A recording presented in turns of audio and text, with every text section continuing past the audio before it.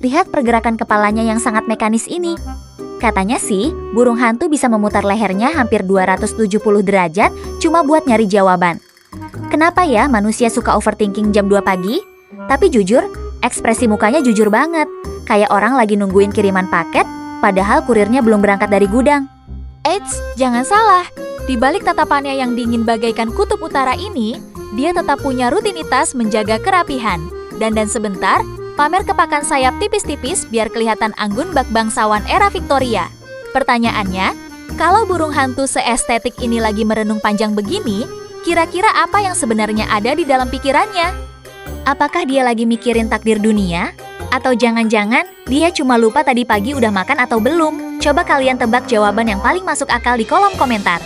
Dan kalau kamu merasa terhipnotis sama mata indahnya, ketuk tombol like 2 kali sekarang juga.